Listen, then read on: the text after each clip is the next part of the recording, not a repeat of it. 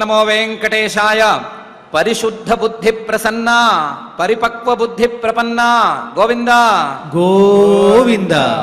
శివాయ నౌమేశ్వరమంఘ్రి పంకజే భవాయ సంసక్త మహర్షి మండలం మృడాయ నూనం స్పృహయామి మానసే చిరాయ సంసాధయితుం చ మంగళం అని భూతభౌతిక ప్రపంచ నిర్మాత అఘటిత ఘటనాపటు మాయాధిష్ఠాత అయిన శ్రీనివాస పరమాత్మని శివస్వరూపంగా మనసులో ఉంచుకుంటూ శ్రీ శిగునారు ఉపదేశం చేసిన శ్రీమద్భాగవతం యొక్క అధ్యయన కార్యక్రమాన్ని మనం ప్రారంభించుకుందాము. ప్రారంభంలో యథాప్రకారం ఆచార్యుల వారితో కలిసి ప్రార్థనా శ్లోకాలను చదువుకుని మంగళాచరణం చేసుకుందాం. శ్రీ గురు ప్రార్థనా.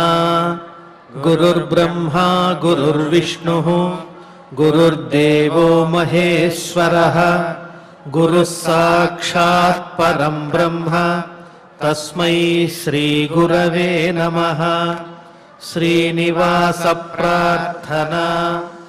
స్వామితా భావితానాయ స్వామి పుష్కరిణీజుషే స్వామినే జగతాం కుర్వే శ్రీనివాసాయ తే నమః. అథ సంకల్పః. శ్రీమదాదివరాహ క్షేత్రే విరాజమానస్య నిత్యశుద్ధ బుద్ధ ముక్త స్వభావస్య లీలాగృహీత విగ్రహస్య శ్రీ పద్మావతీ జానేః అనుగ్రహేణ అస్మాకం సర్వేషాం బుద్ధిశుద్ధ్యర్థం విద్యాభివృద్ధ్యర్థం భక్తి జ్ఞాన వైరాగ్యాది తదనుకూల సర్వసంపత్ సమృద్ధ్యర్థం శ్రీ పరమేశ్వర ప్రీత్యర్థం శ్రీమద్భాగవత పాఠం కరిష్యామహే. అస్య శ్రీమద్భాగవత స్తోత్ర మహామంత్రస్య నారద ఋషిః బృహతి ఛందః శ్రీకృష్ణః పరమాత్మా దేవతా బ్రహ్మ బీజం భక్తిః శక్తిః జ్ఞాన వైరాగ్యే కీలకం అస్మాకం శ్రీమద్భగవత్ ప్రసాద సిద్ధ్యర్థే పాఠే వినియోగః. ధ్యానం నారాయణాత్రితనయాబ్జపదాభియుక్తాః మిత్రాప్తవాక్యనివహామృతభూరిసిక్తాః వ్యాసప్రసూతసుఖగీతరవేషు సక్తాః నాకే శుభే చరత భాగవతేతి రక్తాః. శ్రీ గురుభ్యో నమః. వీరభద్రుడు దక్షయజ్ఞానికి వెళ్ళి నానా హడావిడి చేశాడు. ఆ యజ్ఞాన్ని మొత్తం ధ్వంసం చేసేశాడు. యజ్ఞంలో ఉండే ఋత్విక్కుల్ని, సదస్యుల్ని, దేవతలని, ఆ యజ్ఞభాగాలను స్వీకరించడానికి వచ్చిన దేవతల్ని, యజ్ఞాన్ని చూడటానికి వచ్చిన దేవతల్ని అందరినీ బాగా కొట్టేశాడు. ఆయనతో పాటు మిగతా ప్రమథగణాల వాళ్ళు కూడా అందరినీ హింసించారు. ఆ హింసను అనుభవించిన వాళ్ళందరూ కూడా బ్రహ్మగారి దగ్గరికి వెళ్ళి మొరపెట్టుకున్నారు. ఉన్నదినట్టుగానే చెప్పారు. ఉన్నదినట్టుగా చెప్పినప్పుడు బ్రహ్మగారు అవన్నీ విన్నారు. ఈ సందర్భంలోనే మైత్రేయ మహర్షి గారు చెప్తున్నారు, బ్రహ్మగారు కానీ శ్రీమన్నారాయణుడు కానీ ఆ దక్షయజ్ఞానికి వెళ్ళలేదు. దక్షయజ్ఞం పనికిరాని యజ్ఞం అని ముందే అనుకుని వాళ్ళిద్దరూ వెళ్ళలేదు అని కూడా చెప్తున్నారు. ఆ యజ్ఞంలో జరిగినటువంటి వ్యవహారం మొత్తాన్ని, ఆ యజ్ఞంలో దెబ్బతిన్నటువంటి వాళ్ళందరూ బ్రహ్మగారికి నివేదించుకున్నారు అని ఇంతవరకు చెప్పారు. నివేదించుకుంటే బ్రహ్మగారు చాలా విలువైన మాట ఒకటి మాట్లాడారు. తదాకర్ణ్య విభుఃప్రాహ తేజీయసి కృతాగసి క్షేమాయ తత్ర సాభూయాత్ న ప్రాయేణ బుభూషతాం అని మాట్లాడారు. తదాకర్ణ్యం, ఈ దెబ్బలు తిన్న వాళ్ళందరూ చెప్పినవన్నీ విన్నారు బ్రహ్మగారు. ఆకర్ణ్య, చక్కగా విన్నారు. విన్నది మొత్తం విని అర్థం చేసుకున్నారు. చేసుకుని ప్రాహ, ఒక మాట, మంచి మాట చెప్పారు. ఏమని చెప్పారు? ఏమయ్యా, మీలో ఎవరికైనా మెడకాయ మీద తలకాయ ఉందా? సవ్యంగా ఉందా? బుభూషతాం, మీకందరికీ అభివృద్ధి కావాలి కదా, మీ అందరికీ ఏదో పైన ఫలితాలు కావాలి, ఏ పరిస్థితుల్లో ఏ స్థితిలో ఉన్నవాడికైనా సరే ఇంకొక మెట్టు ఇంకొక అడుగు కావాలి అనే ఉంది కదా. మరి ఇలా బుభూషతాం, పైకి రావాలనుకున్న వాళ్ళే మీరైతే గనక మీరు తేజీయసి కృతాగసి క్షేమాయ తత్ర సా కథం భూయాత్ న భూయాత్ అని ఎందుకు అర్థం చేసుకోలేకపోయారు? తేజీయసి, ప్రభావంలో అందరికంటే ఎక్కువ ప్రభావం ఉండేటువంటి వాడు పరమేశ్వరుడు. ఆయనకి కృతాగసి, ఆయన విషయంలో తప్పు చేస్తున్నా సరే మాకేదో యజ్ఞ ఫలితం రావాలి అని ఎలా అనుకున్నారు మీరు? ఒకవేళ యజ్ఞ ఫలితమే రావాలి అంటే పరమేశ్వర అనుగ్రహంతో రావాలి. ఆయన అనుగ్రహంతో కాకుండా ఆయన ఆగ్రహంతో మీకు యజ్ఞ ఫలితం అనేది ఎక్కడి నుంచి వస్తుంది? మీకు అభివృద్ధి అనేది ఎలా కలుగుతుంది? తేజీయసి కృతాగసి క్షేమాయ తత్ర సా న స్యాత్. అసలు మీకు పైది రావటం దేవుడెరుగు, ఉన్నది ఊడకుండా కూడా ఉండదు. క్షేమాయ, మీకు ఉన్నది కూడా మిగలదు, ఉన్నది కూడా ఊడిపోతుంది. క్షేమాయ తత్ర సా న భూయాత్. ఇది ప్రత్యేకించి నేను చెప్పవలసిన మాట ఏం కాదు. ప్రాయేణ లోకంలో ఉన్న రివాజు కూడా ఇంతే.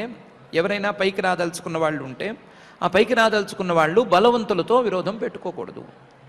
పైకి రాదలుచుకున్న వాళ్ళు బలవంతులతో విరోధం పెట్టుకుంటే పైకి రావటం సంగతి దేవుడు ఎరుగు, ఉన్నది కూడా ఊడేందుకు అవకాశం ఉంది అని ప్రాయేణ లోకంలో మామూలు మనుషులే చెప్తారు కదా.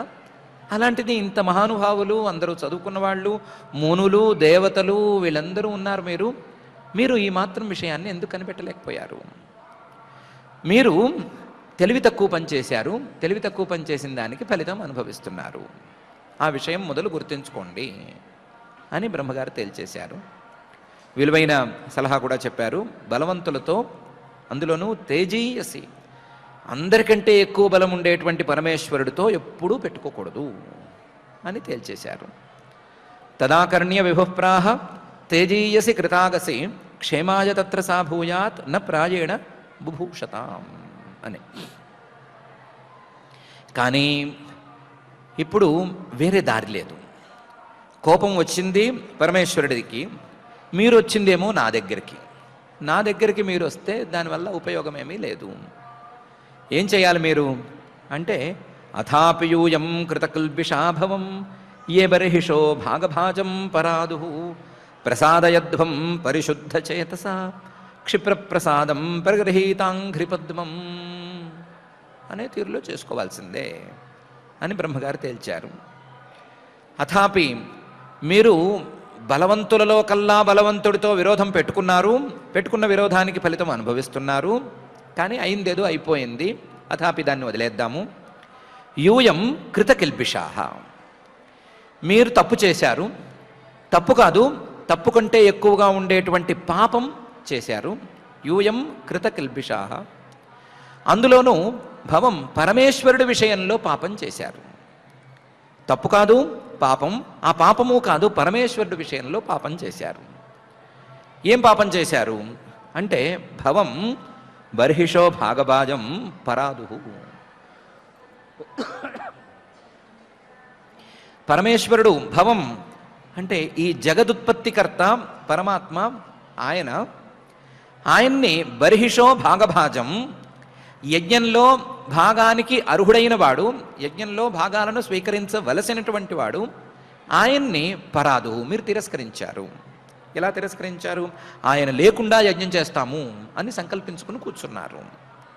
ఆయన లేకుండా చేసేటువంటి యజ్ఞంలో మీరందరూ భాగస్వాములై ఉన్నారు. కొంతమంది ఋత్విక్కులై ఉన్నారు, కొంతమంది దేవతలై ఉన్నారు, కొంతమంది చూడ్డానికి వెళ్ళారు. సో అందరూ కూడా ఆయన్ని అవమానించటానికి సిద్ధపడ్డారు. ఆయనకు ఉన్నటువంటి యజ్ఞభాగాన్ని లేకుండా చేయటానికి సిద్ధపడ్డారు. దక్ష ప్రజాపతి గారు శపించాడు అంటే దక్ష ప్రజాపతి గారి శాపం పరమేశ్వరుడికి అంటుతుంది అని ఎవరు చెప్పారు? ఎవరన్నారు? మీరెందుకు దాన్ని ఒప్పున్నారు? మీరందరూ కలిసి ఆయన్ని అవమానించుకున్నారు. ఏ బర్హిషో భాగభాజం పరాదు. ఎలా అంటే దూరంగా ఆయన్ని దూరం పెట్టి ఆయన్ని కనీసం పిలవకుండా, ఆయనకి ఇన్విటేషన్ కూడా లేకుండా, ఇన్ఫర్మేషన్ కూడా అందనివ్వకుండా ఒక యజ్ఞం పూర్తి చేసి ఇంకొక యజ్ఞం ప్రారంభించారు. ఇదేమీ చిన్న తప్పు కాదు. చిన్న తప్పు కాదు కాబట్టి ఆయనకు కోపం రావటంలో ఏ ఆశ్చర్యమూ లేదు. ఆయన కోపం వచ్చింది. వచ్చిన దానికి ఫలితం మీరే అనుభవిస్తున్నారు. కానీ ఇంకా ఛాన్స్ ఉంది. ప్రసాదయధ్వం, వెళ్ళి ఆ దేవదేవుణ్ణి ప్రసన్నం చేసుకోండి. ప్రసాదయధ్వం ఎలా ప్రసన్నం చేసుకోవాలి ఆయన్ని అంటే పరిశుద్ధ చేతస, హృదయాన్ని శుద్ధం చేసుకోండి. హృదయంలో ఏమైనా మారుమూలల శివద్వేషం అనేది గనక దాగి ఉంటే ఆ శివద్వేషాన్ని తుడిచిపెట్టేసేయండి. పరిశుద్ధమైనటువంటి మనస్సుతో ఆయన్ని ప్రార్థించండి. ప్రార్థిస్తే ఆయన ప్రసన్నుడవుతాడు. ప్రసాదయధ్వం పరిశుద్ధ చేతస. మీకేమి సందేహం అక్కర్లేదు. ఆయనకి కోపం ఎంత త్వరగా వస్తుందో అనుగ్రహం కూడా అంతే త్వరగా వస్తుంది. మీరు పరిశుద్ధ మనస్సుతో ఆయన్ని ప్రార్థిస్తే క్షిప్ర ప్రసాదం, తొందరగా ఆయన ప్రసన్నుడవుతాడు. అయితే ఏం చేయాలి? ప్రగృహీతాంఘ్రి పద్మం, వెళ్ళి ఆయన కాళ్ళ మీద పడిపోవటమే, ఆయన కాళ్ళు పట్టుకోవటమే. పరిశుద్ధమైన మనస్సుతో ఆయన కాళ్ళు పట్టుకుని క్షమాపణలు వేడుకోండి. ఆయన తొందరగా అనుగ్రహిస్తాడు. అనుగ్రహిస్తే ఆయన అనుగ్రహం అనేది కలిగితే మీ ఈ బాధల నుంచి మీకు విముక్తి లభిస్తుంది. లేకపోతే లేదు. ఆయన కోపం, ఆయన పట్ల మీరు చేసిన అపరాధం అనే దానికి మార్పుగా ఉండేటువంటి ఆయన కోపం ఉన్నంతకాలం మీరు అనుభవిస్తూ ఉండవలసిందే. దాన్ని తీర్చుకోవటానికి ఇదొక్కటే దారి అని బ్రహ్మగారు చెప్పారు. అథాపియూయం కృతకల్పిషాభవం ఏ బర్హిషో భాగభాజం పరాదు ప్రసాదయధ్వం పరిశుద్ధ చేతస క్షిప్రప్రసాదం ప్రగృహీతాంఘ్రి పద్మం అనే ఈ శ్లోకంలో. అసలు మీరందరూ ఎందుకు వచ్చారు? జరిగిందేదో జరిగిపోయింది కదా. అందరూ దెబ్బలు తిన్నారు. దెబ్బలు కొట్టిన వాళ్ళు వాళ్ళ స్థానానికి వాళ్ళు వెళ్ళిపోయారు. దెబ్బలు తిన్న వాళ్ళు నా దగ్గరికి ఎందుకు వచ్చారు? మీరు ఎక్కడ వాళ్ళు అక్కడికి హాస్పిటల్స్ కదా చేరాలి. చేరి ఫ్రాక్చర్లు వేయించుకోవాలి, కట్లు కట్టించుకోవాలి. ఏమైనా ఊడిపోతే దానికి ఏం ట్రీట్మెంట్ చేయించుకోవాలో అది చేయించుకోవాలి కదా. నా దగ్గరికి ఎందుకు వచ్చారు అని అడిగాడు. అడిగితే అందరు అన్నారు, దెబ్బలు తిన్నాము, బాధ ఇవన్నీ సరేనండి, యజ్ఞం సగంలో ఆగిపోయింది. ఏ యజ్ఞమైనా సరే సగంలో ఆగిపోవటం అనేది అంత మంచిది కాదు. అది లోకానికే మంచిది కాదు. యజ్ఞం చేయటం అనేది కేవలం యజ్ఞం చేసేవాడికి సంబంధించింది మాత్రమే కాదు. ఆ యజ్ఞం మొత్తం లోకానికి కూడా సంబంధించి ఉంటుంది. లోకానికి కూడా యజ్ఞం సగంలో ఆగిపోతే ఉపద్రవం అనేది ఏర్పడుతుంది. మా ఉపద్రవం సంగతి ఎలా ఉంచినా లోకోపద్రవాన్ని దృష్టిలో ఉంచుకుని సగంలో ఆగిపోయిన యజ్ఞాన్ని మళ్ళీ పునరుద్ధరించాలి అని అడిగారు. అప్పుడు బ్రహ్మగారు అన్నారు, ఆశాసానా జీవితమధ్వరస్య లోకస్సపాల కుపితే నయస్మిన్ తమాశు దేవం ప్రియజా విహీనం క్షమాపయధ్వం హృది విద్ధం దురుక్తై అని. ఏమయ్యా, యజ్ఞం సగంలో ఆగిపోతే లోకానికి ఏదో ఉపద్రవం కలుగుతుంది అంటున్నారు. చాలా తెలివిగా మాట్లాడుతున్నారు. యజ్ఞం అనేది లోకోపకారం కోసం వచ్చింది, అది సగంలో ఆగిపోకూడదు అని శాస్త్రీయంగా మాట్లాడుతున్నారు. మరి అసలు ఆ లోకాన్నే మొత్తం మింగేసే సామర్థ్యం ఉండే పరమేశ్వరుడి పట్ల మీరు చేసిన అపరాధం గురించి మాట్లాడరేమి? లోకస్సపాల కుపితే నయస్మిన్ భవతి. ఈ లోకాలు, ఈ లోకపాలకులు ఆయన గనక కోపం వస్తే అయిపుండవు, ఎక్కడున్నాయో తెలియకుండా ఆయన మింగేస్తాడు. అలాంటి వాడు కదా పరమేశ్వరుడు. ఆ పరమేశ్వరుడికి కోపం తెప్పిస్తే ఈ యజ్ఞము, ఈ లోకము, ఈ రెండు మిగలవు అని ఎందుకు మీరు అనుకోలేకపోయారు? పైగా ఆశాసానా జీవితం అధ్వరస్య, మీరు యజ్ఞం సగంలో ఆగిపోకూడదు, యజ్ఞం నడవాలి అని ఆశిస్తున్నారు. యజ్ఞం సగంలో ఆగిపోకూడదు, యజ్ఞం సగంలో ఆగిపోతే లోకానికి ఉపద్రవం అని ఆశించేటువంటి వాళ్ళు మీరు లోకాలనే మింగేవాడికి కోపం రాకూడదు అని ఎందుకు అనుకోలేదు? ఆశాసానా జీవితమధ్వరస్య లోకస్సపాల కుపితే నయస్మిన్ అని ఆలోచించాల్సింది.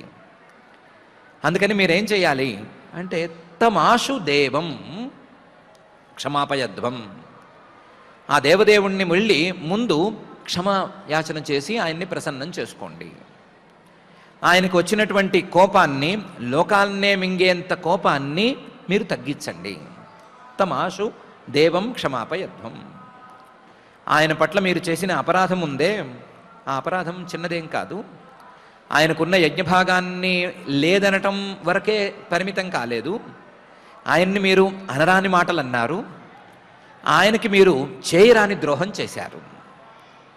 మీరు అనరాని మాటలు గనక ఇంకొక మనిషి వింటే హృది విద్ధం దురుక్తై, ఆ మాటలకి హృదయంలో గుచ్చుకుని ఉండేది. పరమేశ్వరుడు కాబట్టి హృదయము లేదు, గుచ్చుకోవటము లేదు, ఆయనకి వంత పర్వాలేదు. కానీ చేసిన తప్పు మాత్రం ఆ స్థాయిలో ఉంది. ఇది కాక మీరందరూ కలిసి ఈ యాగాన్ని ప్రారంభించి ఆ సతీదేవి ప్రాణత్యాగం చేసేదాకా దీన్ని లాగి దాన్ని తెంచిపారేసి ప్రియయా విహీనం, ఆయనకి ఇష్టమైన సతీదేవి ఆయనకి లేకుండా చేసేశారు. ఆయనకు ఇష్టమైన ప్రియురాలు ఆయనకు లేకుండా చేశారు. ఆయన్ని నానా మాటలు అని అలాంటివాడు ఇలాంటివాడు అని దక్షుడు అంటుంటే విన్నారు, ఆనందించారు, లోపల ఆమోదించారు. ఇవన్నీ ఉన్నాయి. ఎవరికి వాళ్ళు ప్రచారం కూడా చేస్తారు కదా, ప్రచారం కూడా చేశారు. ఆయన్ని మాటలతో గుచ్చారు, ఆయనకి చేయరాని అపకారం చేశారు, ఆయనకు ఉండేటువంటి యజ్ఞభాగం లేకుండా చేశామనుకున్నారు. ఇన్ని తప్పులు చేసిన తర్వాత ఈ యజ్ఞం ఎక్కడ మిగులుతుంది, లోకాలు ఎక్కడ మిగులుతాయి? కాబట్టి చేసిన తప్పులకి ఆయనకి క్షమాపణలు చెప్పుకోండి. ఆయన ఒక్కసారి మిమ్మల్ని అందరినీ క్షమించాను అనేంతవరకు ఆయన కళ్ళు గట్టిగా పట్టుకోండి, అది తప్ప మీకు వేరే దారి లేదు అని బ్రహ్మగారు అన్నారు. నాశాసానా జీవితమధ్వరస్య లోకస్సపాల కుపితే నయస్మిన్ తమాశు దేవం ప్రియజా విహీనం క్షమాపయధ్వం హృది విద్ధం దురుక్తై అనే ఈ శ్లోకంలో. కాదండి, మామూలుగానే ఆ వీరభద్రుడు కొట్టిన దెబ్బలకి వీరభద్రుడి యొక్క రూపాన్ని చూస్తేనే భయపడ్డాం మేము. దానికి తోడు మీ దగ్గరకు వస్తే మీరేమో ఆయనకి మీరు ఇలా అపకారం చేశారు, ఇలా ద్రోహం చేశారు, ఇలా తప్పులు చేశారు, ఆయనకేమో కోపం వచ్చింది అని అంటున్నారు. ఇన్ని రకాల కోపాలని మేమెక్కడ భరిస్తాము? అసలు ఆయన కోపంగా కారాల మిరియాలు నూరుతుంటే ఆయన దగ్గరికి ఏం వెళ్తాము?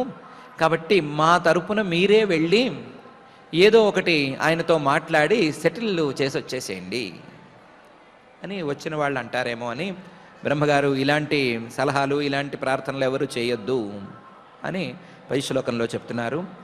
నాహం నయజ్ఞో నచయూయమన్యే ఏ దేహభాజో నయశ్చ తత్వం విదుఃప్రమాణం బలవీర్యయోర్వా యస్యాత్మతంత్రస్య క ఉపాయం విధిత్సేత్ అనే శ్లోకంలో.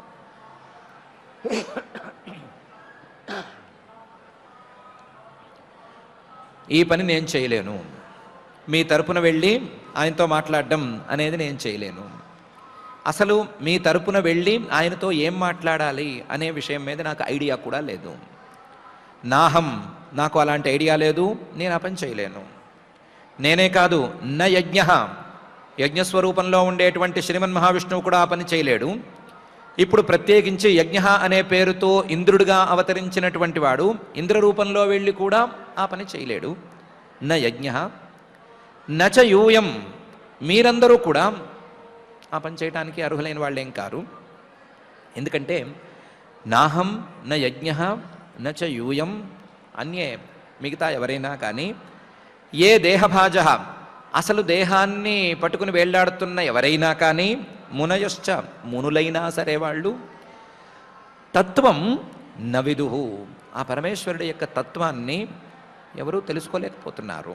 ఎవరికీ తెలియదు ఆయన యొక్క తత్వం, ఆయన యొక్క స్వరూపం తెలియదు, ఆయన ఎలా ప్రవర్తిస్తాడు అని కూడా ఎవరికీ తెలియదు.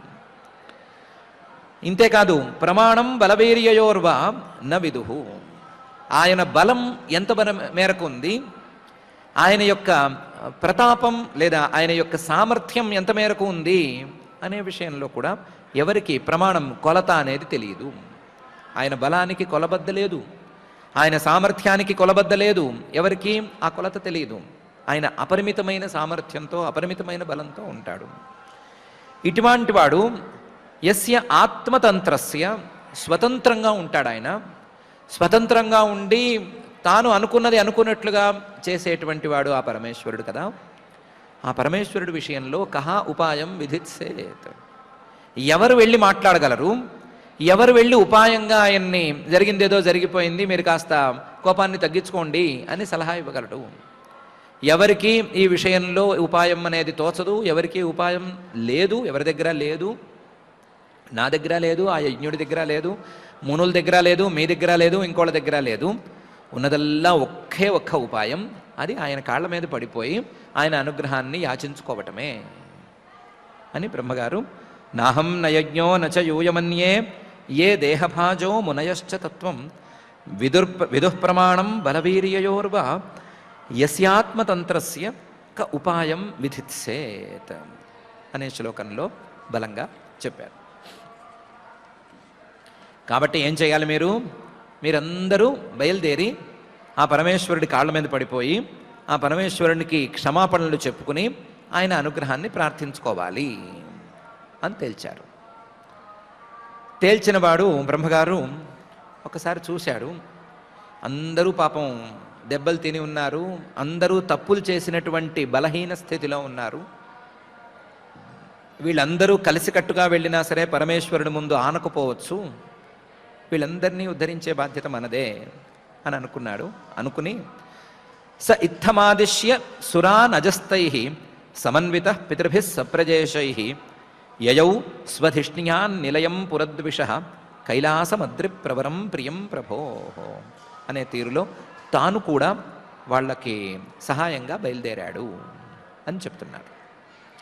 సహా ఆ బ్రహ్మగారు ఇత్థం ఆదిశ్య ఈ విధంగా పరమేశ్వరుడి పాదార విందాల మీద పడిపోవటం, ఆయన్ని క్షమాపణలు వేడుకోవటం ఒక్కటే మీ ముందున్న దారి, అది తప్ప మరొక ఉపాయం అనేది ఎవరి దగ్గర లేదు అని క్లియర్గా చెప్పి సురాన్ దేవతలందరికీ ఇదే సలహా ఇచ్చి అజహ అనే పేరు కలిగినటువంటి ఆ బ్రహ్మగారు తై సమన్విత వాళ్ళ మీద జాలిపడి వాళ్ళతో కలిసి తాను కూడా బయలుదేరాడు. తై సమన్విత ఒట్టి దేవతలే కారు, పితృదేవతలు కూడా ఉన్నారు. ఎందుకంటే పితృదేవతలు కూడా యజ్ఞంలో భాగాల కోసం వచ్చి ఉన్నారు, వాళ్ళు దెబ్బలు తిని ఉన్నారు. సప్రజేషై ఇది కాక దక్ష ప్రజాపతి గారు కాక మిగతా ప్రజాపతులు మరీచి వీళ్ళందరూ ఉన్నారు, వాళ్ళందరూ కూడా వచ్చారు. వాళ్ళందరితో కలిసి యయౌ ప్రయాణం ప్రారంభించాడు. ఎక్కడి నుంచి ప్రారంభించాడు? స్వధిష్ణ్యాత్ తన లోకమైనటువంటి బ్రహ్మలోకం నుంచి, తన స్థానమైనటువంటి పద్మం నుంచి ప్రారంభించాడు. స్వధిష్ణ్యాత్ ఎక్కడికి ప్రయాణమయ్యాడు అంటే నిలయం పురద్విష త్రిపురాసురులని సంహరించినటువంటి ఆ పరమేశ్వరుడి నిలయానికి, పరమేశ్వరుడి యొక్క స్థానానికి ప్రయాణమయ్యాడు. ఏమా స్థానం అంటే కైలాసం అనేటువంటి స్థానం. దాని యొక్క స్వరూపం ఏమిటి అంటే అద్రిప్రవరం. అది ఒక పర్వతం. ఆ పర్వతం చాలా శ్రేష్టమైనటువంటి పర్వతం. ఆ శ్రేష్టమైనటువంటి పర్వతమే కైలాసం. ఆ కైలాసమే పరమేశ్వరుడి యొక్క నిలయం. ఆ నిలయానికి ప్రయాణమయ్యాడు. కైలాసానికి ఉండేటువంటి విశేషమేమిటి అంటే ప్రభోహో ప్రియం. మొత్తం అంతటా వ్యాపించి ఉండేవాడే అయినా పరమేశ్వరుడు శ్మశానవాసి అనే పేరు ప్రత్యేకించి ఆయనకి ఉన్నా, ఎక్కడెక్కడో ఏ స్థానాలలోనో ప్రత్యేకించి ఆయన ఉంటున్నా సరే ఆయనకి కైలాసం అనేది ప్రియం. ప్రభోహో సమర్థుడైనటువంటి పరమేశ్వరుడికి కైలాసం అనేది ప్రియమైన స్థానం. కాబట్టి అక్కడ ఆయన తప్పకుండా ఉంటాడు అని అనుకుని ఆ కైలాసానికి వీళ్ళందరూ ప్రయాణమయ్యారు. వాళ్ళందరితో కలిసి బ్రహ్మగారు కూడా ప్రయాణమయ్యాడు అని మహర్షి గారు చెప్తున్నారు. స ఇత్తమాదిశ్య సురానజస్తై సమన్విత పితృభిః సప్రజేషై యయౌ స్వధిష్ణ్యాన్ నిలయం పురద్విష కైలాసమద్రిప్రవరం ప్రియం ప్రభో అనే ఈ శ్లోకంలో మామూలుగా పరమేశ్వరుడు అంటే ఆయన ఏదో శ్మశానవాసి, ఆయనేమి పెద్దగా టేస్ట్ ఉన్నవాడు కాదు, ఆయనేమి అందమైన ప్రాంతాల్లో ఉండేటువంటి వాడు కూడా కాడు, అందం లేనటువంటి ప్రాంతాల్లోనే ఎక్కువ ఉంటాడు, తుప్పల్లోనూ అక్కడ ఇక్కడ సంచరిస్తూ ఉంటాడు అని ఫీల్ అవుతారు. కానీ కైలాసం అనేది ఎలా ఉంది అని ఒకసారి వర్ణించి చూపిస్తే ఆ భ్రమలన్నీ తొలగిపోతాయి అని అనుకుని మహర్షి గారు ఆ కైలాసం యొక్క చుట్టుపక్కల ప్రాంతాలు, వాటి అందాలని చాలా విస్తృతంగా వర్ణించటం అనేది ప్రారంభిస్తున్నారు. ప్రారంభించటంలో వెళ్ళిన వాళ్ళు కూడా ఆశ్చర్యపోయేంత స్థాయిలో ఆ కైలాస ప్రాంతాలున్నాయి అనే విషయాన్ని చెప్తున్నారు.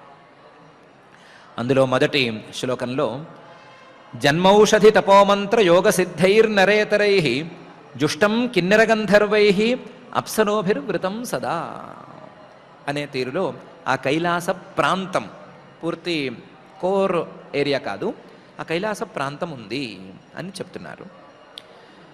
ఆ కైలాస ప్రాంతం, దాని చుట్టుపక్కల ప్రాంతాల్లో సిద్ధులు చాలామంది నివాసాలు ఏర్పరచుకున్నారు. అందులో ఆ సిద్ధులు రకరకాల తీరులలో సిద్ధుల్ని సంపాదించినటువంటి వాళ్ళు.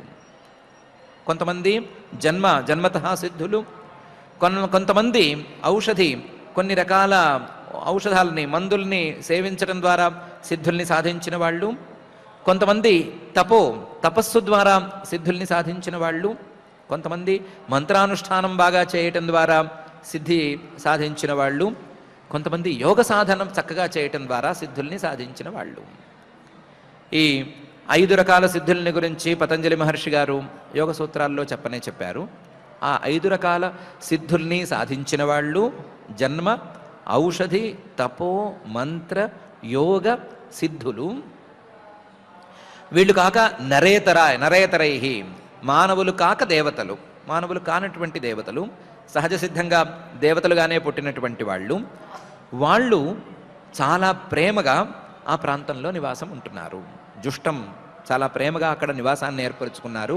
వాళ్ళ సిద్ధులకి, వాళ్ళ పై సాధనలకి, వాళ్ళు చేసుకున్నటువంటి పుణ్యాన్ని అనుభవించడానికి సరి అయిన ప్రాంతం అని నిర్ణయించుకున్న ప్రదేశం అది.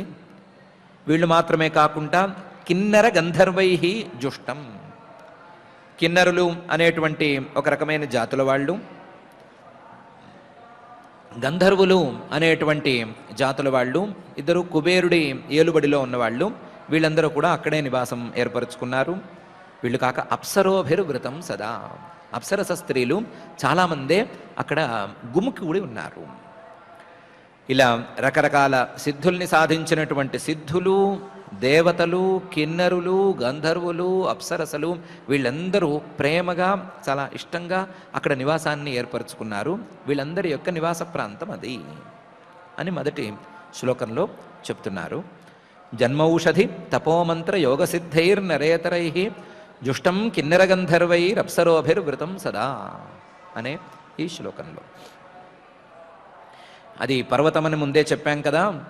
అక్కడ నానా మణిమయై శృంగై నానాధాతు విచిత్రితై నానాద్రుమలతాగుల్మై నానా మృగగణావృతై అనే తీరులో ఎన్నెన్నో శిఖరాలున్నాయి అని 2వ శ్లోకంలో చెప్తున్నారు.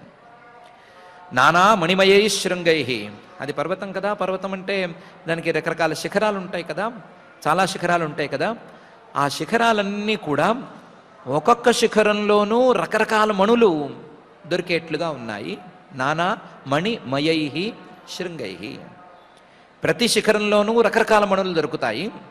ఆ రకరకాల మణుల యొక్క నివాస ప్రాంతంగా ఉండే, ఆలవాలంగా ఉండేటువంటి శిఖరాలవి.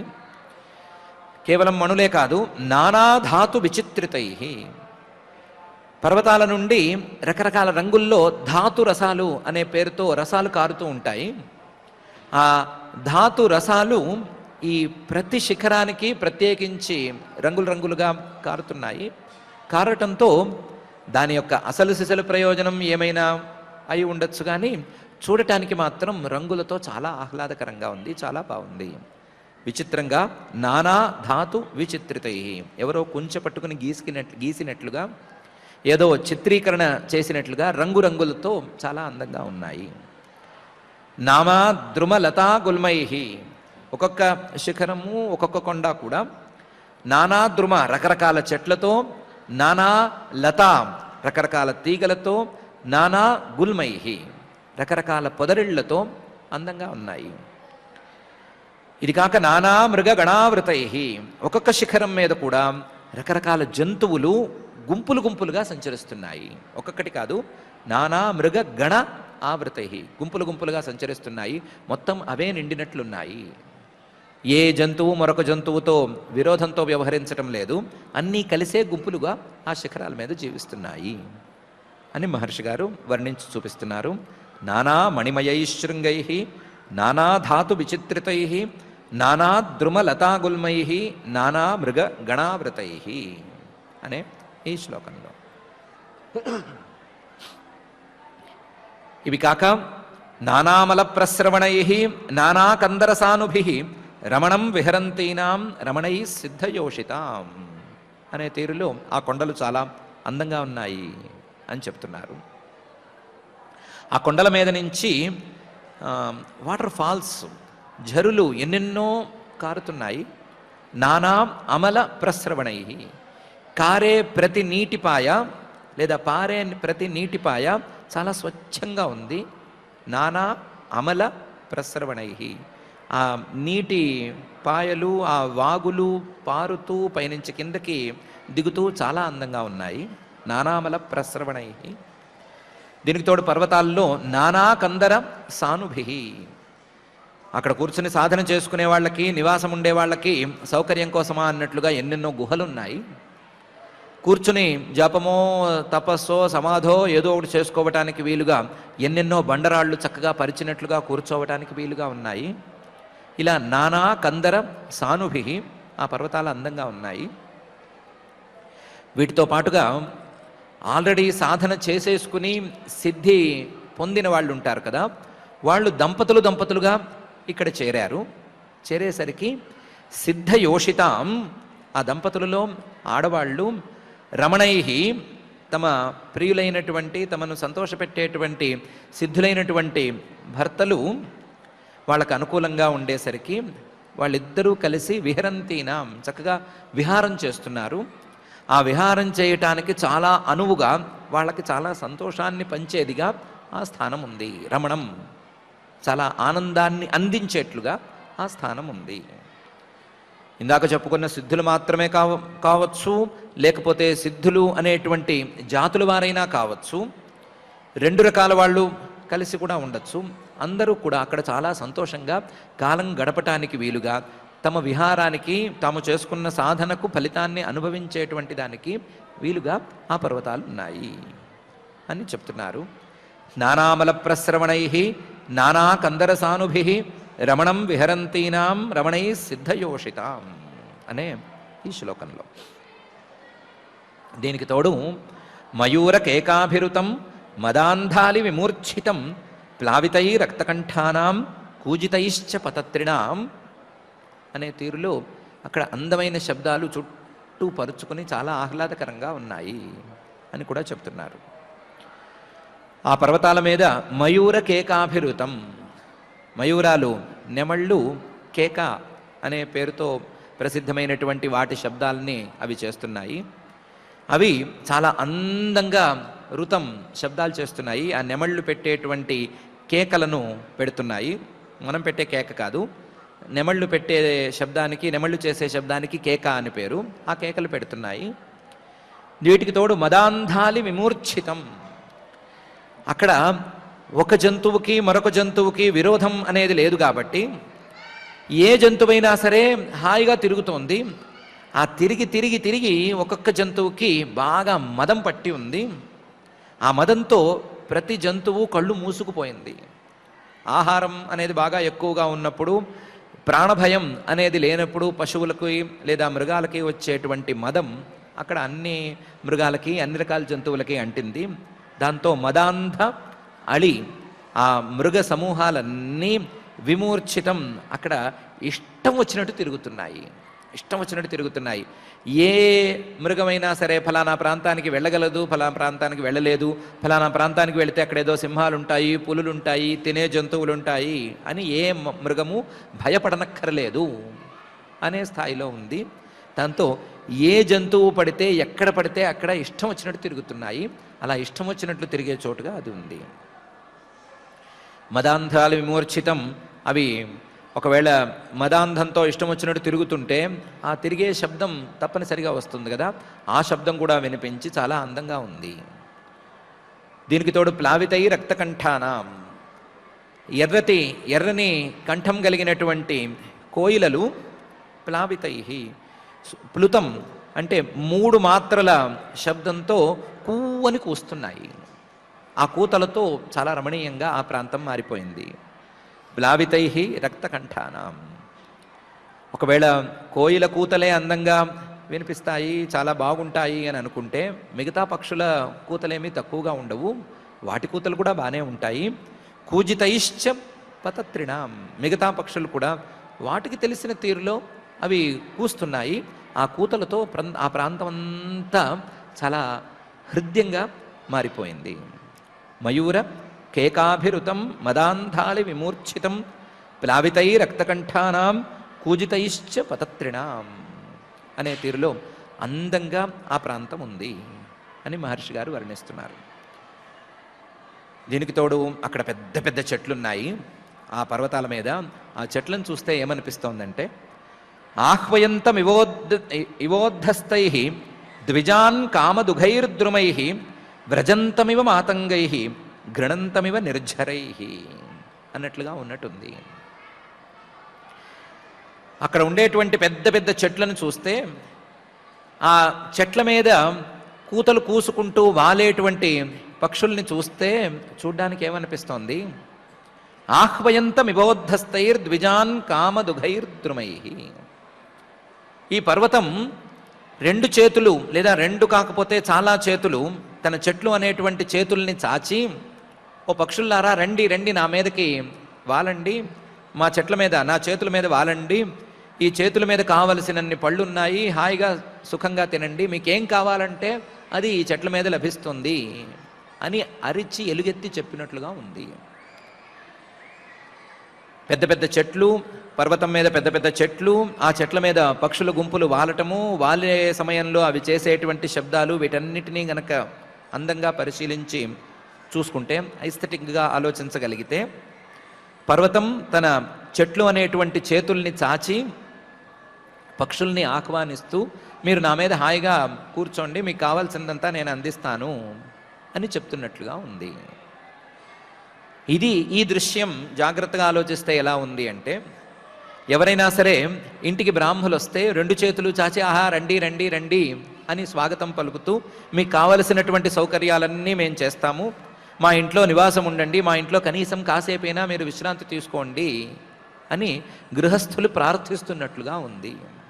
ఉద్ధస్థైర్ద్విజాన్ కామదుఘైర్ద్రుమై, చేతులు పైకెత్తి ప్రేమగా బ్రాహ్మణులను ఆహ్వానించినట్లుగా ఈ సీన్ చాలా రక్తి కడుతోంది. దీనికి తోడు ఇక్కడ నివాసం ఉండేటువంటి మృగాలన్నీ ఎప్పుడు సంచరిస్తున్నాయి అని అన్నాం కదా. ఒకసారి పైనుంచి చూస్తే వ్రజంతమివ మాతంగై, ఇక్కడ సంచరించేటువంటి మృగాల్లో పెద్దగా ఉండేటువంటి ఏనుగుల్ని చూడగలిగితే, ఎప్పుడూ తిరిగేటువంటి ఏనుగుల్ని చూస్తే అసలు పర్వతమే కదిలి వెళుతోందా, పర్వతమే ఇటు అటు నడుస్తోందా అన్నట్లుంది.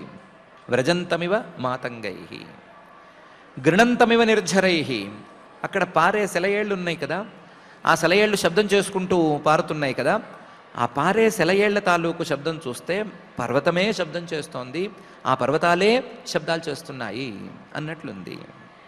మొత్తం దృశ్యమంతా కూడా అందరికీ అనుకూలంగా, అందరికీ ఏదో చేయటానికి, అతిథి మర్యాదలు చేయటానికి సన్నద్ధంగా ఉన్నట్లుగా ఉంది అని మహర్షి గారు ఆహ్వయంతమివోద్ధస్థైర్ద్విజాన్ కామదుఘైర్ద్రుమై వ్రజంతమివ మాతంగైర్గృణంతమివ నిర్ఝరై అనే ఈ శ్లోకంలో వర్ణించి చూపిస్తున్నారు.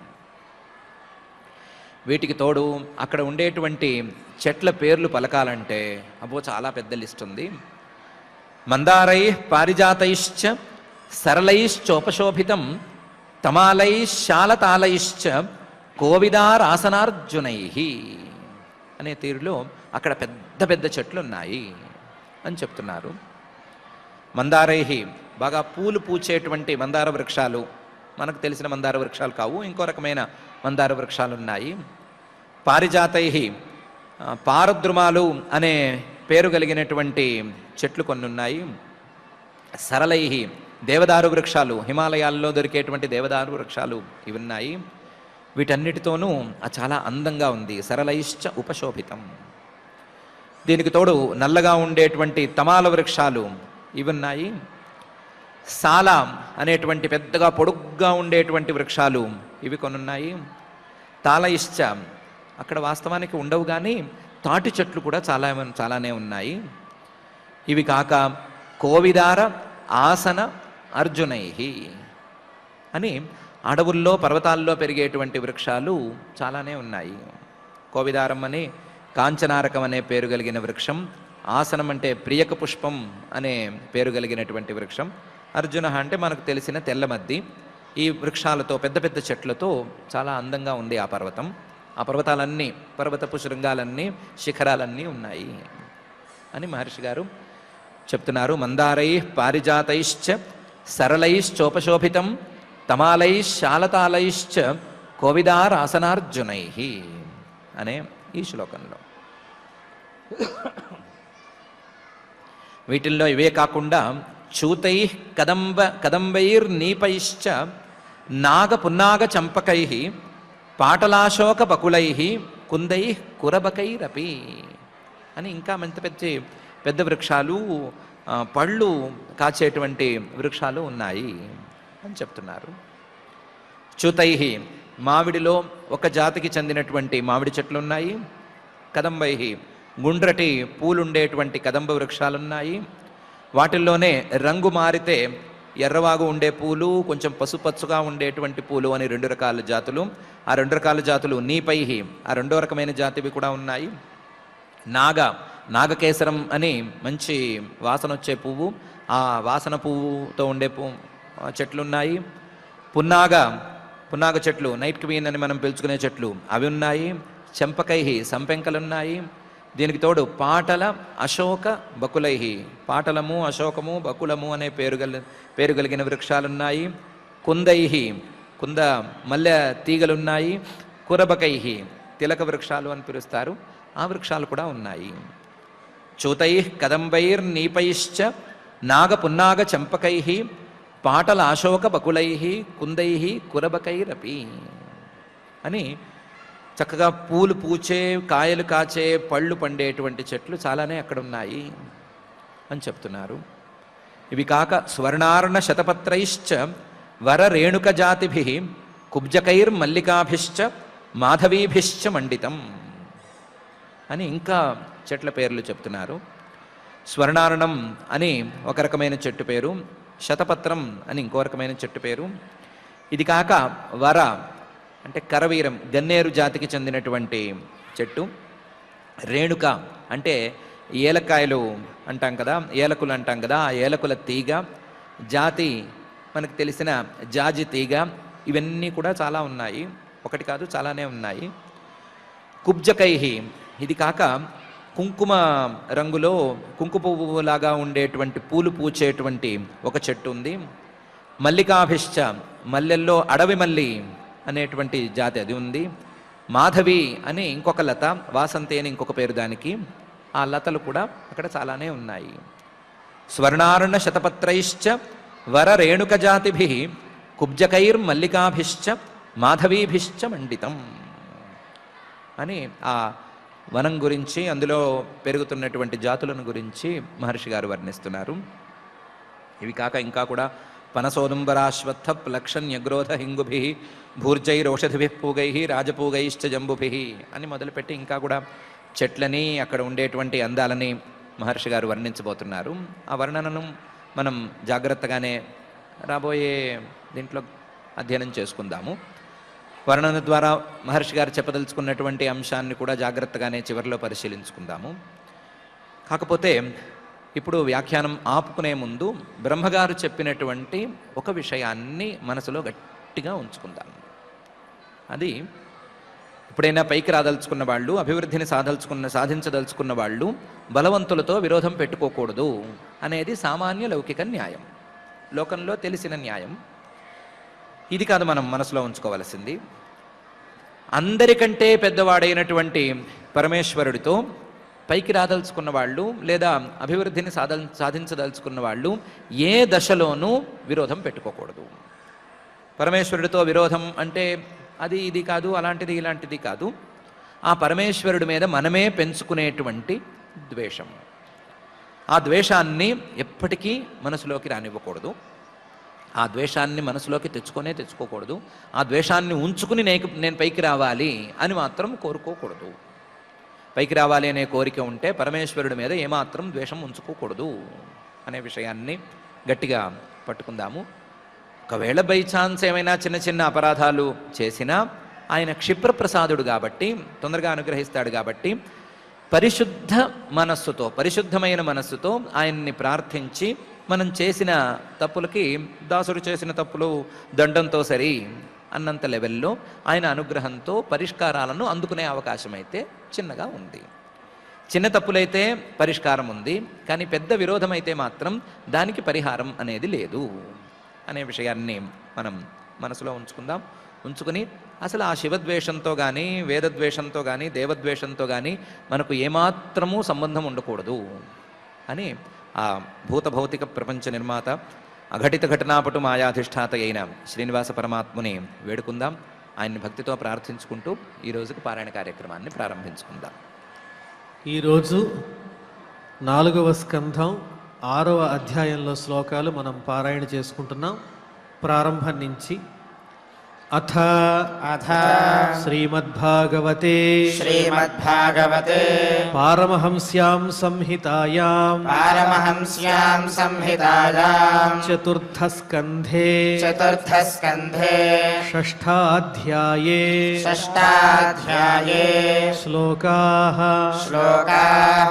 మైత్రేయ ఉవాచ అథ దేవగణాః సర్వే రుద్రానీకైః పరాజితాః శూలపట్టిశ నిస్త్రింశ గదాపరిఘముద్గరైః సంఛిన్న భిన్న సర్వాంగాః సర్త్విక్ సభ్యాభయాకులాః స్వయంభువే నమస్కృత్య కార్త్స్యేనైతన్యవేదయన్ ఉపలభ్య పురైవైతత్ భగవానబ్జ సంభవః నారాయణశ్చ విశ్వాత్మా నకస్యాధ్వరమీయతుః తదా కర్ణ్య విభుః ప్రాహ తేజీయసి కృతాగసి క్షేమాయ తత్ర సా భూయాత్ న ప్రాయేణ బుభూషతాం అథాపి యూయం కృతకిల్బిషాభవం ఏ బర్హిషో భాగభాజం పరాదుః ప్రసాదయధ్వం పరిశుద్ధచేతసా క్షిప్రప్రసాదం ప్రగృహీతాంఘ్రిపద్మం ఆశాసానా జీవితమధ్వరస్య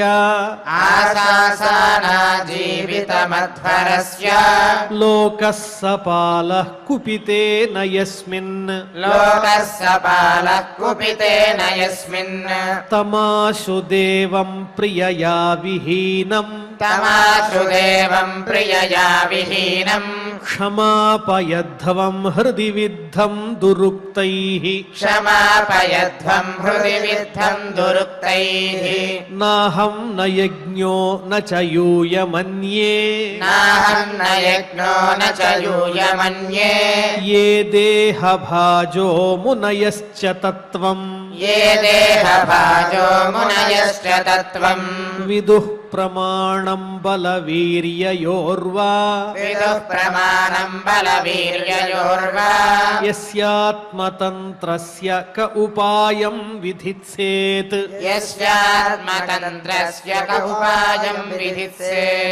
స ఇత్తమాదిశ్య సురానజస్తైః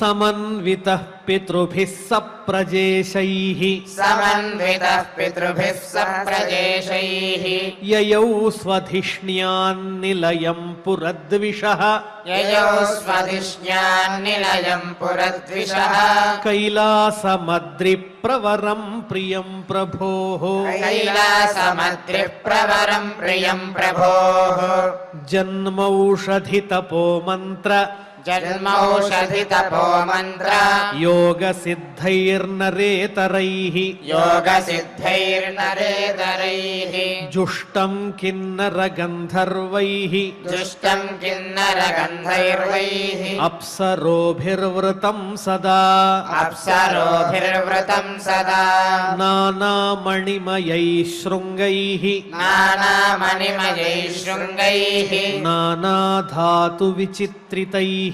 नानाधातुविचित्रितैः నానాద్రుమలతాగుల్మైః नानाद्रुमलतागुल्मैः నానామృగగణావృతైః नानामृगगणावृतैः నానామలప్రస్రవణైః नानामलप्रस्रवणैः నానాకందరసానుభిః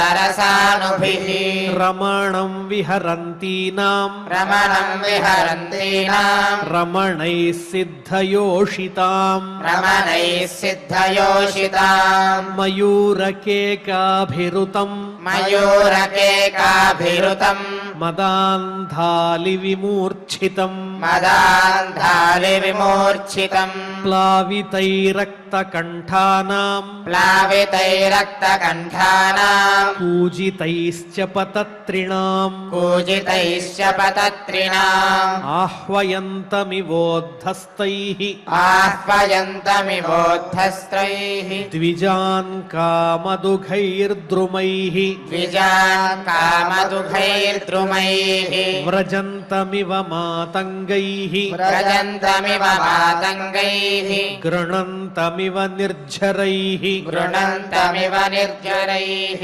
మందారైః పారిజాతైశ్చ मन्दारैः पारिजातैश्च సరళైశ్చోపశోభితం सरलैश्चोपशोभितम् తమాలైః శాలతాలైశ్చ तमालैः शालतालैश्च కోవిదారాసనార్జునైః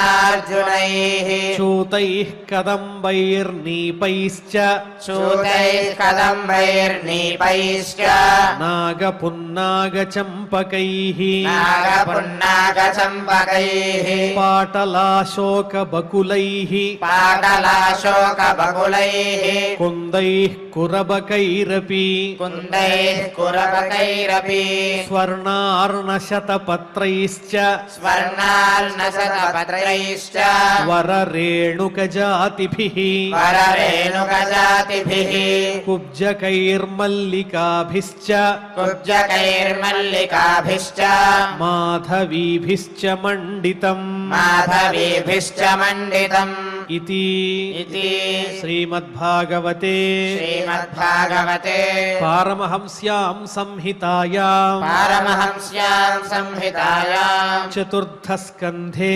चतुर्थस्कन्धे షష్ఠాధ్యాయే శ్లోకాః षष्ठाध्याये श्लोकाः పారాయణ కార్యక్రమాన్ని పరిసమాప్తం చేసుకున్నాం. ఇప్పుడు అందరం కలిసి క్షమా ప్రార్థనాదులు పలుకుదాం. అథ క్షమా ప్రార్థనా యదక్షరపదభ్రష్టం మాత్రాహీనం చ యద్భవేత్ తత్సర్వం క్షమ్యతాం దేవా నారాయణ నమోస్తుతే. అథ భగవత్సమర్పణం కాయేన వాచా మనసేంద్రియైర్వా బుద్ధ్యాత్మనా వా ప్రకృతే స్వభావాత్ కరోమి యద్యత్ సకలం పరస్మై నారాయణాయేతి సమర్పయామి. అథ లోకక్షేమ ప్రార్థనా సర్వే భవంతు సుఖినః సర్వే సంతు నిరామయాః సర్వే భద్రాణి పశ్యంతు మా కశ్చిద్ దుఃఖభాగ్ భవేత్. అథ మంగళం శ్రియః కాంతాయ కళ్యాణ నిధయేర్థినాం శ్రీవేంకటనివాసాయ శ్రీనివాసాయ మంగళం. శ్రీ అవధూతాశ్రమము బోధానంద సత్యారామూర్తి ఆర్యుల గోసేవాశ్రమము మరియు వృద్ధాశ్రమము పడాల. ఆశ్రమములో గోసేవ గోవుల దానము స్వీకరించుట, మీ నవగ్రహ దోషములు పోవుటకు గోపూజ చేయబడును. మూలికా వైద్యము గోపంచగవ్య వైద్యము చేయబడును. యంత్రములు తావీదులు ఇవ్వబడును. శాంతి హోమములు చేయబడును.